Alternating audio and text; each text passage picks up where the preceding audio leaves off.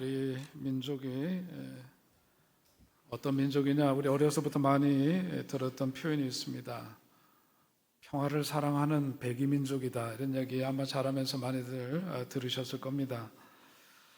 그 증거가 뭐냐면 우리 5,000년 역사를 가만 보니까 남의 나라 침공한 적이 없어서 그렇다, 그런 이야기를 합니다만은 솔직히 우리들끼리 얘기지만 침공을 받은 역사는 있어도 침공을 하지 못한 건 힘이 없어서 그렇지, 힘이 있었으면 또 우리도 무슨 짓을 했을지 모르죠.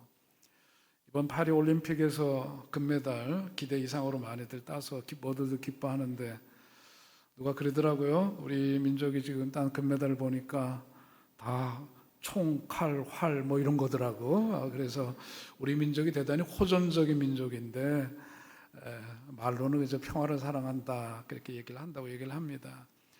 사실 오늘 교회력으로 보자면 감리교회가 정한 남북 평화통일 공동 기도주일이고, 또 북한 선교주일이고, 또 한편으로는 광복기념주일이고 그렇습니다. 한 주일에 여러 가지 의미가 담겨져 있지만 공통적인 건 뭐냐 하면 분단의 아픔을 안고 살아가는 우리 민족, 같은 동족끼리 일제강점하에서 해방된 1945년 이래로 남북이 분열되어 있다가 그나마 내전을 겪었죠. 전쟁을 치렀습니다.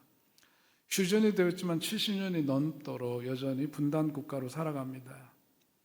우리 민족 그런 점에서 보자면 유례가 없는 민족입니다. 단일 민족이고 평화를 사랑한다 그러지만 이렇게 집요하도록 미워하면서 그 많은 세월을 보낼 수 있었다는 것 자체가 참 우리 민족이 어떤 민족인가 한번 다시 생각하게 되는 면이라고 생각합니다. 우리 사회를 봐도 그렇습니다. 우리 사회를 보면 비단 여의도뿐만 아니라 우리 사회 보면 참 치열하게 싸웁니다. 곳곳에서 싸웁니다. 교회도 싸웁니다. 평화의 왕으로 이 땅에 오신 예수님을 믿는 교인들조차도 싸울 때 참 열심히 싸웁니다. 어느 분이 지하철에서 다투니까 누군가 소리를 크게 지르면서 여기가 교회도 아닌데 어디서 싸우느냐고 그렇게 얘기를 했다는 자조적인 이야기를 우리는 들은 적이 있습니다. 교회도 싸웁니다.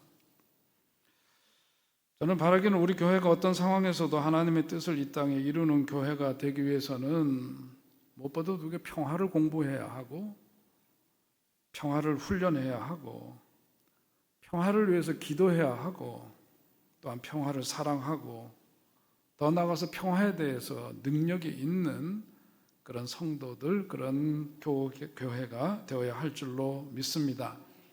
그렇지 않으면 우리가 어디서 살아가더라도 트러블 메이커, 소위 말해서 문제를 야기하는 사람이 되지, 피스메이커, 평화를 만드는 사람, 평화를 일구는 사람이 될 수 없기 때문인데, 우리 주님은 분명히 우리들에게 말씀하기를 너희는 평화의 일꾼이 되어야 한다, 피스메이커가 되어야 한다, 분명히 우리들에게 말씀하고 있는 것이죠. 오늘 예수님의 질문을 헤아려 보는 복음서에 예수님 질문에 대한 말씀 가운데서 오늘 9번째 시간인데, 오늘 말씀은 내가 세상에 화평을 주려고 온 줄 아느냐라고 하는 예수님의 바로 그 질문에 대한 말씀을 나누려고 합니다. 예수님이 이 땅에 오신 목적이 뭐냐? 평화를 주시기 위해서 오셨다. 그래서 우리는 예수님의 탄생을 일컬어서 평화의 왕으로 오신 아기 예수라고 그렇게 표현을 합니다. 그것은 분명합니다. 예수님이 우리에게로 오신 목적은 분명히 분쟁과 갈등과 싸움이 많은 우리들에게 화해의 삶을 살라고, 일치의 삶을 살라고, 함께 화평하게 살라고, 그런 삶을 주시기 위해서 예수님 이 땅에 오셨습니다. 그래서 예수님 평화의 원천이 되시는 분이고, 우리에게 그 평화의 삶을 살라고 주님이 보여주시면서 그 삶을 살라고 우리들에게 요청하고 계신 거죠.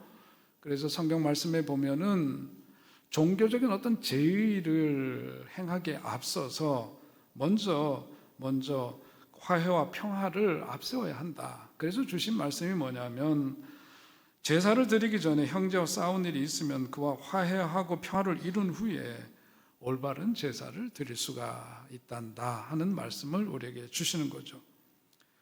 예수님의 그 십자가 죽음으로 말미암아 우리는 구원받은 하나님의 사람으로 삽니다. 엄청난 은혜를 힘입고 살아가는데, 예수님의 그 보혈을 흘리신 십자가 은혜는, 바로 십자가 그 죽음은 하나님과 인간 사이의 화해와 평화를 위한 것임을 우리는 살아가는 날 동안 결코 잊어서는 안 될 겁니다.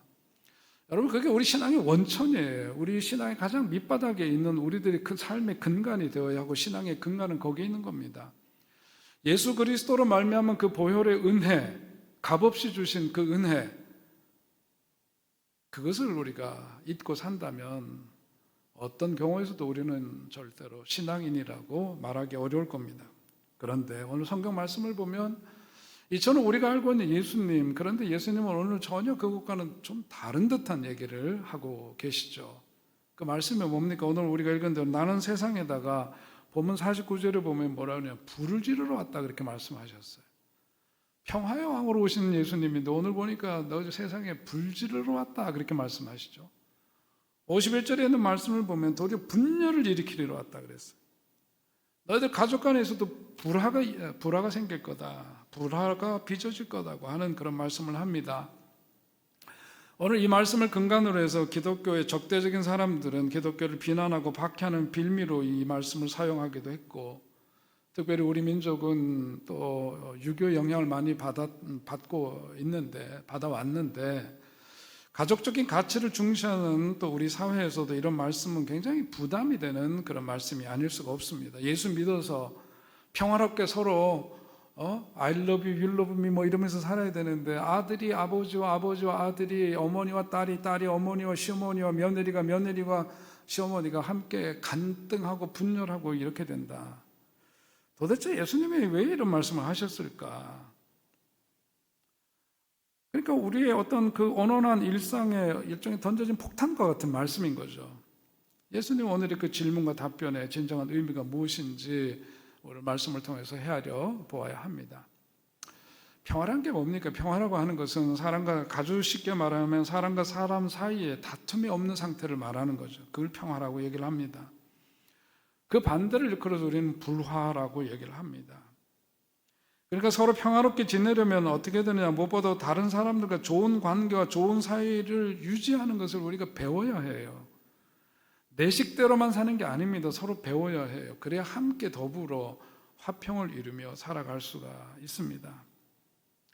이렇게 좋은 관계 속에서 평화롭게 지내려면은 뭘 그러니까 알아야 되는, 사람과 사람 사이의 관계와 사이를 나쁘게 하는 게 있다. 그러니까 우리가 불화하는 건데 그게 뭐냐? 그게 성경에서 뭐라고 답하는지 알아야 돼요. 그게 뭘까요? 성경은 한마디로 그게 바로 죄다 그렇게 얘기를 하는 거예요. 사람과 사람과의 관계와 사이를 나쁘게 하는 것, 그게 바로 죄다.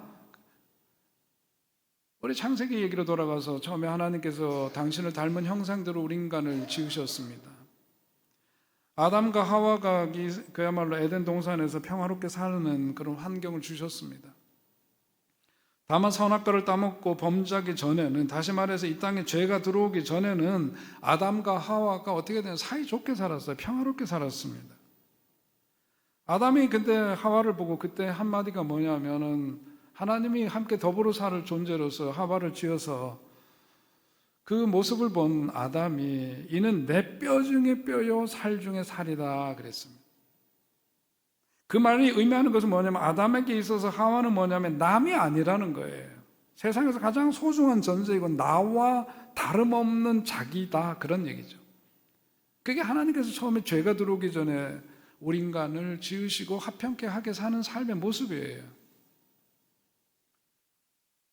그런데 그렇게 서로를 소중하게 여기며 살던 관계에 죄가 들어왔습니다. 그리고 나니까 어떻게 변했느냐면 하와에 대해서 하나님께 했던 그 말이 바뀌었어요. 이는 내 뼈 중에 뼈, 살 중에 살이라고 했던 그 표현이 어떻게 변해, 하나님 앞에서 저 여자 때문이라고 그렇게 변했습니다. 저 여자 때문이라고 말하는 순간 그것은 뭐냐면 평화의 관계는 깨어지고 불화의 관계가 되었어요. 평화가 깨진 상태에서 살게 되었다. 그래서 오늘 성경은 이 불화는 어디로부터 오는 거냐? 죄로부터 오는 것이다. 죄가 있는 곳에는 평화가 없다. 악이 있는 곳에 평화가 없다. 말씀에 불순종하고 역행하면 거기엔 평화가 없다. 불법이 있는 곳에 평화가 없다. 그 얘기를 성경은 들려주는 겁니다. 그러면 죄와 악과 불법을 무서워하지 않냐고 대수롭지 않게 여기는 사람은 절대로 피스메이커가 될 수가 없는 거예요.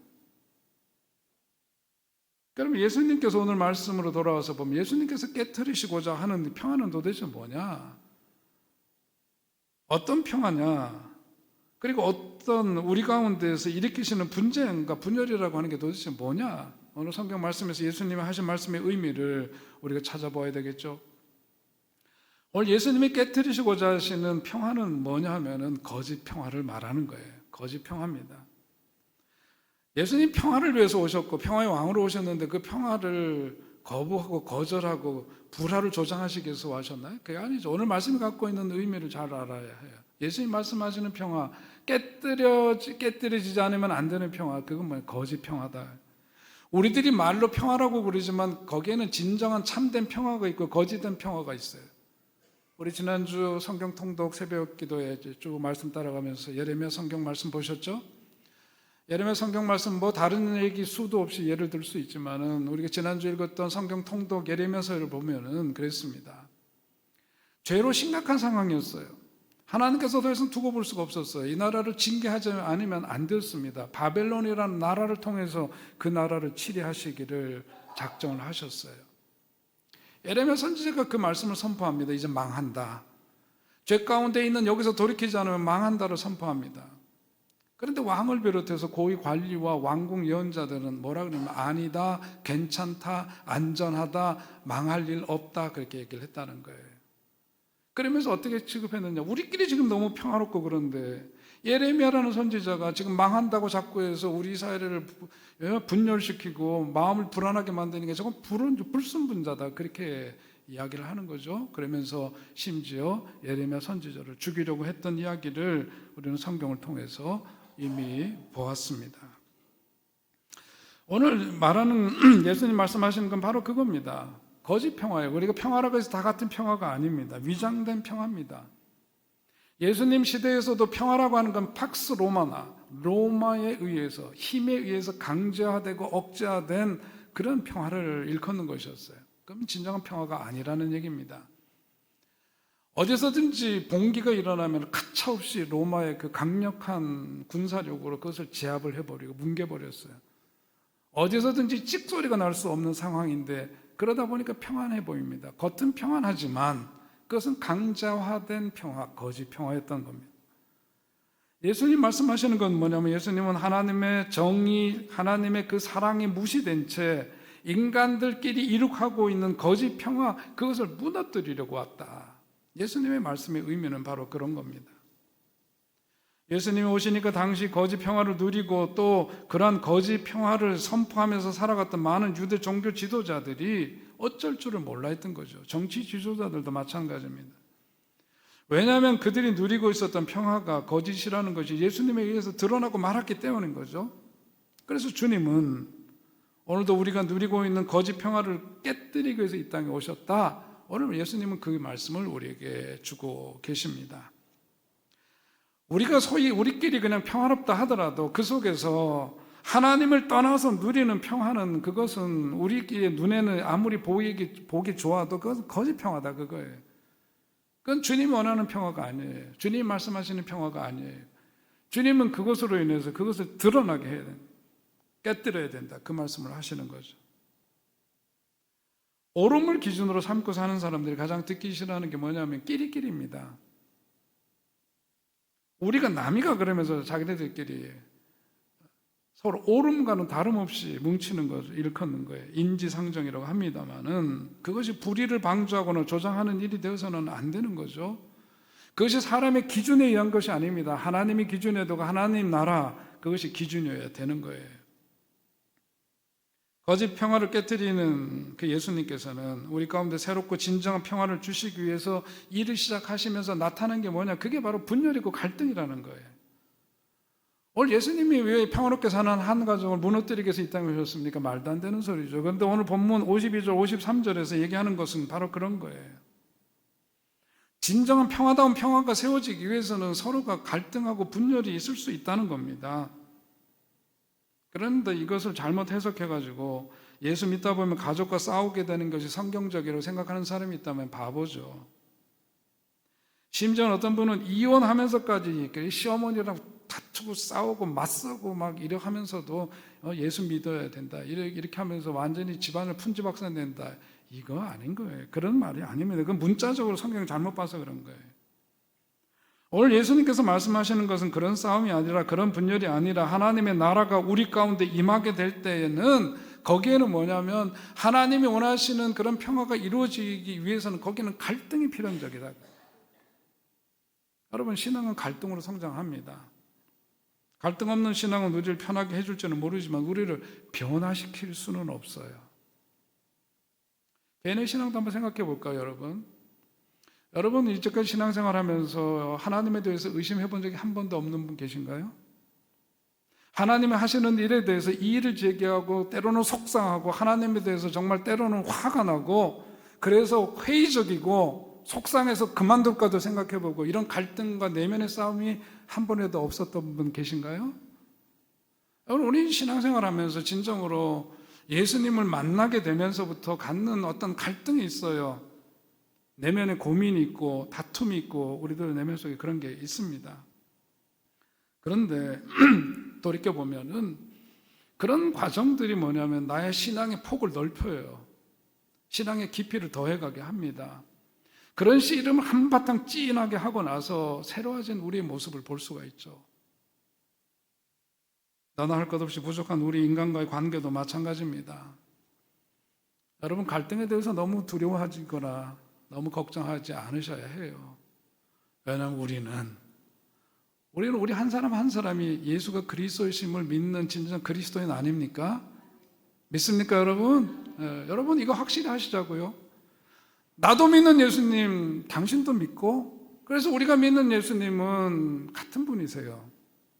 우리의 신앙 가운데 그것이 분명하게 밑자락에 깔려 있다면 그런 부족하고 연약한 우리들이 신앙생활 하면서 교회 생활하면서 다툼도 있고 갈등도 있고 그러지만 그거 갖고 너무 아파하거나 쓰라려 하지 마세요. 여러분, 그러면서 우리가 주님에 대한 분명한 예수 그리스도 십자가 보혈의 은혜에 대한 분명한 믿음과 고백이 있다면 그런 아픔은, 그런 갈등은 우리를 더욱더 성숙한 사람으로, 더욱더 깊은 믿음의 사람으로 우리를 빚어가시는 하나님의 역사가 될 수 있음을 여러분 꼭 믿으시기 바랍니다. 여러분, 갈등이나 분열이나 이런 것들 우리들 속에 가한 거예요. 솔직히 예수님 믿고 나서 제일 부딪힌 것은 갈등이었습니다. 저도 예수님 믿고 나니까 할 수 없는 일이 너무 많이 보이는 거예요. 예수님 믿고 나니까 내 속에 있는 어둠이 너무 많이 보이는 거예요. 불편한 겁니다. 힘들었어요. 여러분, 예수님 믿으니까 친구들 사귀는 것도 이게 쉽지 않더라고요. 친구들 사이에도 분열과 갈등을 일으키게 되더라고요. 아니, 우리 집에서도 그랬습니다.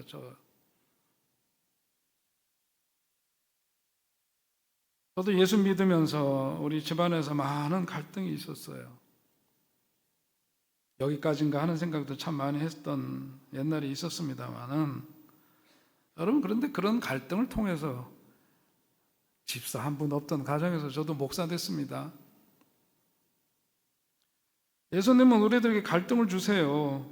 내가 가장 소중하게 생각하고 있던 나의 삶의 부분에서부터 갈등을 주십니다.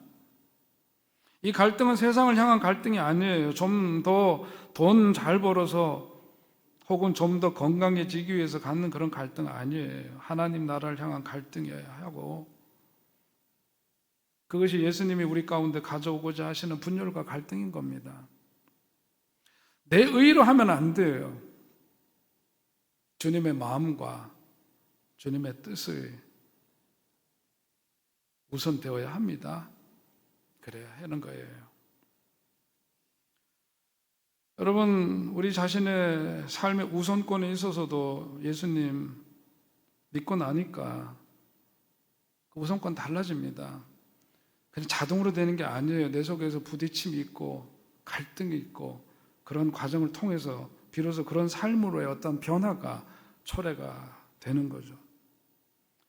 여러분, 신앙생활 하시면서 그러니까 그냥 위로만 받고 내가 듣고 싶은 이야기만 듣는다고 좋은 것 아닙니다. 아프지만 힘들지만 때로는 괴롭지만은 그런 과정들을 통해서 하나님의 선하신 역사가 우리들 가운데 있게 된다는 것을 분명히 믿는 여러분 되시기를 주의 이름으로 축원드립니다. 거짓 평화가 아니라 평화를 사랑하고 불화가 아닌 참된 평화의 삶을 살기 위해서 어떤 것이 우리들에게 필요하냐? 저는 원론적으로 성경에 있는 말씀을 통해서 말씀드리면은 우리가 정말 불화하지 않고 참된 주님의 말씀하신 그 평화의 삶을 누리며 살아가기 위해서 뭐냐면 하나님의 법, 하나님의 의, 하나님의 그 사랑을 진실로 믿고 그래서 하나님을 사랑하는 것, 그것을 좋아하는 사람이 되어야 해요. 로마서 12장 9절에서 말씀합니다. 악을 미워하고 선에 속하라 그랬어요. 악을 미워하고 어디에 속하래요? 선에 속하라고 합니다. 로마서 12장 21절에는 악에게 지지 말고 어떻게 이기래요? 악을 선으로 이기라 그랬어요. 악에게 지지 말고 싸워 이기되 악으로 악을 이기지 말고 선으로 악을 이기라. 그것이 성경 말씀입니다. 내가 이렇게 받아들이든 안 받아들이든 상관없이 하나님의 말씀이에요. 이런 삶을 살라고 말씀하시는 겁니다. 악을 미워하고 선을 사랑하는 사람만이 모든 사람으로 더불어 화목할 수 있기 때문에 주신 말씀이죠. 다시 말하면 아무리 악과 싸운다고 하는 명분이 있어도 그 싸움에 악이 사용된다면 그 자체가 패배이기 때문입니다. 로마서 12장 18절 19절 우리 함께 읽겠습니다. 할 수 있거든 너희로서는 모든 사람과 더불어 화목하라. 내 사랑하는 자들아 너희가 친히 원수를 갚지 말고 하나님의 진노하심에 맡기라. 기록되었으되 원수 갚는 것이 내게 있음에 내가 갚으리라고 주께서 말씀하시니라. 아멘. 여러분, 악을 이기는 것 중에 하나가 뭐냐면 악에게 복수하는 겁니다. 그런데 하나님 보시기에 복수는 선한 것이 아니기 때문에 아무리 상대방이 악한 자라고 하더라도 그에게 복수하는 것은 이기는 것이 아니라 지는 것이다. 복수는 누가 하는 거냐? 하나님의 몫이다. 그 얘기를 하셔요. 하나님이 하시겠다. 여러분, 제가 성경 66권을 다 털어봐도 이곳에서 이 말씀만이 아니라 성경 전체 어느 곳에서도 우리들에게 한 번도 원수에게 대한 그 복수를 가르친 적이 없어요. 최초의 살인자 가인의 이마에 표를 주시죠. 그 이유도 바로 거기에 있습니다. 사람이 함부로 사람에 대해서 복수하거나 심판하지 말라고 그렇게 하신 거예요. 그 같은 일은 하나님이 하시는 일이지 우리가 사람이 해서는 안 되는 일이기 때문에 그렇습니다. 오늘 우리가 살아가는 이 세상이 이처럼 불안하게 된 가장 큰 이유는 뭐냐면 복수 때문이에요. 복수가 복수를 낳고 작은 복수가 큰 복수를 낳고 있기 때문에 세상이 편치 않습니다.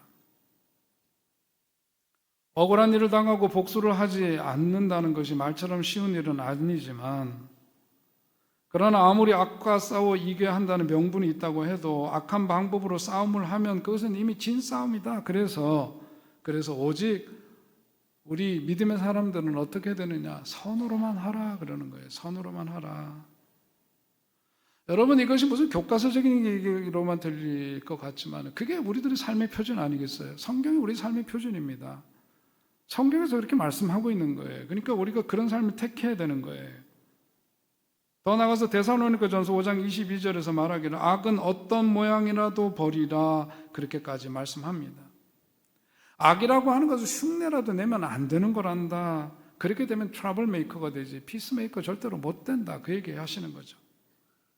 그런데 물론 여러분 주의해야 될 게 있습니다.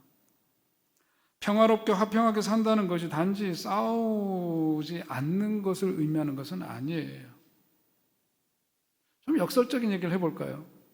진짜 평화를 이루기 위해서는 어떻게 되냐면 싸워야 합니다. 사실은 싸워야 해요. 오늘 예수님 하신 말씀이 거기에 있는 거예요. 의미가. 진짜 참다운 평화다운 평화를 이루기 위해서는 뭐냐면 싸움이 있어야 돼. 무슨 싸움이 있느냐가 문제죠. 불화의 원인은 앞에서 뭐라고 말씀드렸나요? 불화의 원인이 뭐예요? 죄라고 그랬죠. 싸워야 돼요. 무엇과 싸워야 되냐? 우리는 죄와 싸워야 합니다. 악과 싸워야 돼요. 불법과 싸워야 돼요. 우리들 속에 내재 있는 미움과 싸워야 되고요. 우리들 속에 내재 있는 분노와 싸워야 합니다. 이런 것과 싸우지 않는 사람은 절대 평화의 사람이 될 수가 없는 거예요. 그래서 이 땅에 진정한 평화를 주시기 위해서 평화의 왕으로 오신 예수께서 하신 말씀이 오늘 그 말씀입니다. 내가 세상에 화평을 주려고 온 줄 아느냐? 내가 이루는 아니라 도리어 분쟁하게 하려 함이로다. 같은 말씀을 전하고 있는 마태복음에서는 내가 세상에 화평을 주러 온 줄로 생각하지 말라. 화평이 아니요 검을 주러 왔노라 그렇게 말씀하셨어요. 검을 주러 왔노라. 무슨 검입니까? 진리의 검. 진리의 검. 다툼이 그냥 사람들끼리서 열받아 갖고 싸우는 싸움이 아니라 진리의 말씀대로 살기 위해서 내 속에 있는 그 진리의 검을 가지고 그것을 도려내야 될 것 도려내고 제거해야 될 것들을 제거해야 되는 그렇게 사용해야 되는 그 진리의 검입니다. 우리 교회 안에 진정한 하나님의 평화가 넘치게 하려면 먼저 우리 안에 있는 잘못과 죄와 불법에 도전해야 되는 거죠. 그리고 힘들고 아프고 부끄러울지라도 그것을 무릅쓰고 그것과 싸워야 해요. 다른 사람에게 혹은 다른 교회에 대해서 말하기 전에 먼저 뭐냐 하면 내 자신에 대해서 그 칼을 써야 됩니다. 남을 향해서가 아니라 나에게 써야 돼요. 칼과 화살을 들이대어야 합니다. 그것이 스스로에게 대단히 힘들고 어렵지만은 그렇지 않고는 우리는 주님이 말씀하신 참된 평화의 삶을 누리며 살아갈 수가 없는 겁니다. 다만 아까 싸울 때 절대로 악을 행사해서 싸우지 말아야 한다. 성경 말씀은 뭐냐면 아까 싸워야 한다. 그런데 뭐냐면 선으로 싸워라. 그 얘기. 악은 흉내라도 내지 말아라. 그게 성경 말씀이에요. 남의 악과도 싸워야 하지만 자신의 악과도 싸워야 한다는 거고, 나에게 악을 행한 자라고 하여도 나는 그에게 악을 행사해서는 안 된다. 그것이 성경의 가르침입니다. 어떻게든 이겨보겠다고 상대방에게 악을 악으로 그렇게 했다고 이길 수 있을지는 모르지만 결국은 뭐냐면 사람에게는 이겨도 악에게는 지는 거예요. 우리의 싸움은 사람과의 싸움이 아니요 악과의 싸움이어야 하고 죄와의 싸움이어야 할 줄로 믿으시기 바랍니다. 우리는 종종 싸울 때 사람과 문제를 동일시하는 우를 범하기도 합니다. 문제와는 싸워야 해요. 그러나 사람과는 싸우지 말라는 것이 하나님의 말씀이고, 옛날 어른들도 말씀하기를 죄는 미워하되 사람은 미워하지 말아라. 우리 자랄 때 그런 말씀 많이 들었습니다. 같은 맥락이에요. 복수는 죄를 미워하는 것이 아니라 사람을 미워하는 겁니다. 복수는 죄와 싸우는 것이 아니라 사람과 싸우는 거예요. 그래서 하나님은 죄와는 싸워도 복수는 하지 말라라고 얘기하는 거예요. 그 몫은 하나님의 몫이다. 하나님의 영역이다. 말처럼 쉬운 일이 아니죠. 그런데 우리는 문제를 해결하다가 사람 잡습니다. 우리는 사람을 살리려 하다가 문제까지 덮어버리기도 합니다. 문제를 해결하려고 하다가 사람까지 잡으면 평화를 이룰 수가 없는 거고요. 사람을 보호하다가 문제를 덮어버리면 그 또한 평화를 이룰 수는 없어요. 불안은 사람을 잡아도 생기고 문제를 덮어도 생기기 때문입니다. 오늘 성경 말씀 베드로전서 2장 19절에서 이렇게 말씀합니다. 부당하게 고난을 받아도 하나님을 생각함으로 슬픔을 참으면 이는 아름다우나. 무슨 말씀이죠? 하나님을 생각하지 못한다면 부당한 고난은요 정말 억울하고 펄쩍 뛸 일이다, 그런 얘기죠. 그러나 하나님 생각을 하면 하나님은 아시지, 하나님은 나를 아시지 하는 그런 생각을 정말로 내가 할 수 있다면, 정말 부당한 고난을 당한다고 하여도 우리는 참을 수가 있다. 하나님 때문에 정말로 부당한 고난까지도 참을 수 있다면, 그래서 그것과 다투지 않을 수 있다면, 마음의 평안을 잃지 않고 평상심을 유지할 수 있다면 그것은 정말로 훌륭하고 아름다운 일일 것이다. 그것이 성경의 말씀입니다. 여러분, 삶에서 우리는 불의와는 타협하지 말아야 합니다. 맞습니다. 불의와 평화하지 말아야 합니다. 그렇습니다. 불의와는 불화해야 해요. 불의와 불화는 불화가 아니라 불의에 대해서 불화하면 거기에 평화가 임하는, 불의와의 평화는 평화가 아니라 불화인 거죠. 그러므로 불의와는 절대로 평화해서는 안 돼요. 그래서 예수님께서 말씀하신 게 내가 화평을 주러 온 것이 아니라 검을 주러 왔다 하는 말씀의 의미가 거기에 맞는 겁니다. 그러나 그것이 하나님의 나라와 의에 대한 문제가 아니라면 정말 하나님이 바라시고 원하시고 하나님 의가 아니고 하나님 나라와 관계된 것 아니고 부족하고 연약한 사람들과의 관계 속에서 그런 거라면 우리가 많은 부분 양보도 해야 하고 포기도 해야 되고 나를 주장하기보다는 내가 죽어야 하고 그런 겁니다. 그게 예수의 삶인 줄로 저는 그렇게 믿습니다. 예수님의 말씀처럼 살려면 억지로 오리를 가자고 하면 몇 리를 가래요? 10리를 가라고 하셨어요. 겉옷을 달려면 속옷까지 아예 다 벗어주라 그랬어요. 오른뺨을 때리거든 왼뺨까지 내어주는 사람이 되어라. 그것이 예수님의 가르침이고 오늘 예수의 사람들은 세상 사람들이 보면 도무지 이해할 수 없겠지만 그래도 그렇게 살려고 애쓰고 그렇게 사는 삶을 택하는 사람들, 그게 진짜 예수 믿는 사람들의 모습임을 여러분 꼭 믿으시기를 주의 이름으로 축원드립니다. 평화는 누군가의 양보와 포기가 있을 때만 생겨나는 거예요. 누군가의 포기, 누군가의 양보가 필요해요. 그 누군가가 누구여야 합니까? 나여야 하는 거죠. 나여야 하는 거예요. 하나님을 믿는 믿음 때문에 성령으로 거듭나서 하늘을 보고 하늘에 속한 자가 되었기 때문에 아무렇지도 않게 내가 하늘 백성으로서의 자긍심을 가지고 부족하고 연약한 사람들이 이렇게 모여 사는 이 땅에서 그런 걸 가지고 목숨 걸 게 아니고 그런 것을 다 넘어서서 양보하고 포기할 수 있는 그런 큰 믿음의 사람 되기를 우리 주님 원하시는 줄로 믿습니다. 하나님의 뜻과 기대처럼 그와 같은 사람이 되어서 저 여러분이 속해 있는 가정 또 교회 그리고 세상에서 하나님의 평화를 이루면서 살아가는 그런 모든 피스메이커가 다 되실 수 있기를 주의 이름으로 축원드립니다. 존귀하신 하나님, 오늘도 주님께서 예배 자리로 우리를 불러주시고 주님 말씀하시오니 하나님 사람의 생각이랑 다 띄워버리시고 저 주님께서 우리들에게 주신 오직 살아계신 주님의 그 말씀만이 우리의 신비에 새겨지게 하시고 그래서 우리의 힘으로 능으로는 안 될지라도 성령께서 우리 가운데 역사하셔서 진정으로 어디서든지 평화를 이루며 살아가는 우리의 삶이 되게 하여 주시옵소서.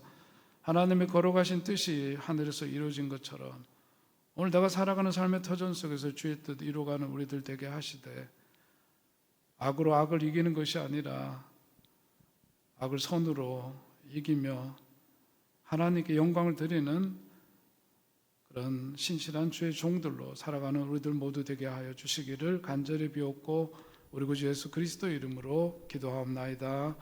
아멘.